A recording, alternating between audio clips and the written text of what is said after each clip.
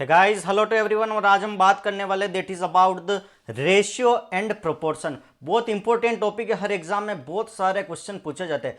Maximum of the question is asked from this particular topic. और अगर मैं बात करता हूं that is about the ratio. Ratio क्या होता है? जिसमें डॉट लग जाए। For example A ratio B ratio C, तो ये वाला जो पोर्शन है that is the ratio. Clear है? और ए रेशियो बी को हम ए बटा बी भी लिख सकते हैं। ठीक है, ये फंडा आपको क्लियर रखना। वन बाय वन जो भी कंसेप्ट बता रहा हूं ध्यान से सुनना, इसके बाद कोई भी क्वेश्चन आपका नहीं अटकेगा। ठीक है, तो एसएससी, आरआरबी, सी सेट उठा लो, सिविल सर्विस एग्जामिनेशन का बैंक एग्जाम उठा लो, इन सब में ये क्वेश्चन पूछा जाएगा।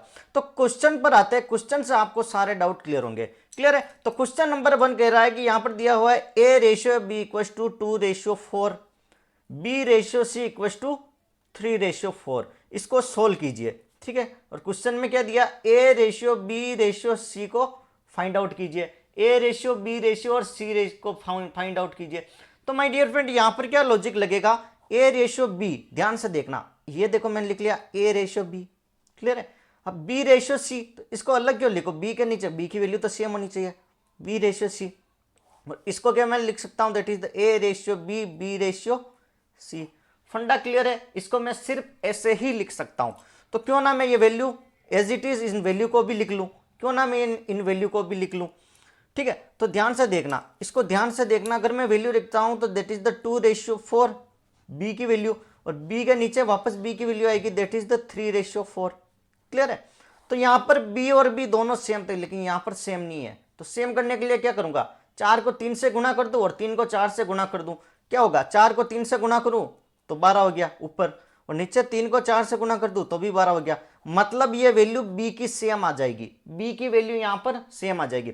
ठीक है, तो 3 को मैं गुणा करता हूं 4 से, तो इसको भी तो 4 से गुणा करना पड़ेगा।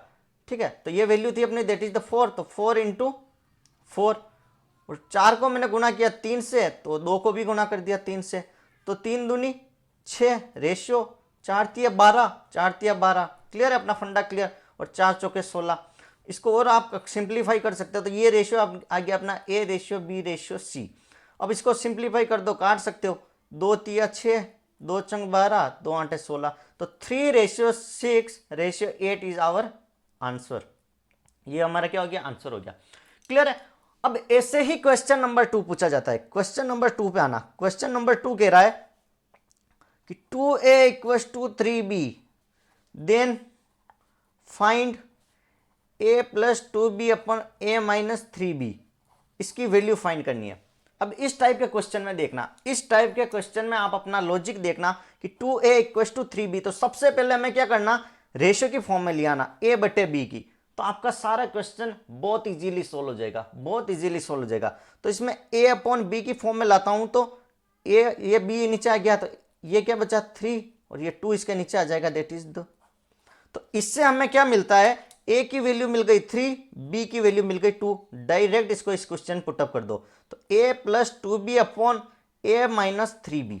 क्लियर है? तो a में वैल्यू रख दो that is the 3, 3 plus b की वैल्यू क्या आई? 2, तो 2 इंटू 2। a की वैल्यू आई 3 माइनस 3 इंटू 2। क्लियर है?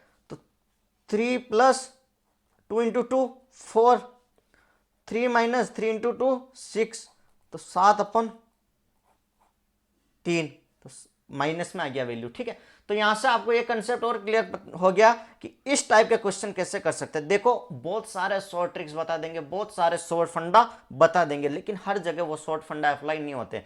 जो आपको स्टेप वाइज स्टेप प्रोसेस है उसी को फॉलो करना होगा, उसी से आपके क्वेश्चन सोल्व होंगे। और हाँ, फटाफट अपनी कॉपी में ये क्वेश्चन करते रहो। A ratio B equals to 4:9, B ratio C equals to 8:6, then find A ratio B ratio C. फटाफट सोल्व करो, कमेंट बॉक्स में बताओ। चलो इसको फिर से हम सोल्व कर लेते हैं। तो मैंने क्या कहा? A ratio B ratio C, और फाइनल आंसर आता है that is A ratio B ratio C. मतलब बी की वैल्यू सेम होनी चाहिए। तो 4:9, 8:6, यहाँ 9 है और यहाँ पर 8 है। अगर 9 इंटू 8 कर लूँ और 8 इंटू 9 कर लूँ तो सेम हो गया ना, 9 8 72 72। तो 9 को मैंने 8 से गुना किया तो 4 को भी 8 से गुना कर दिया।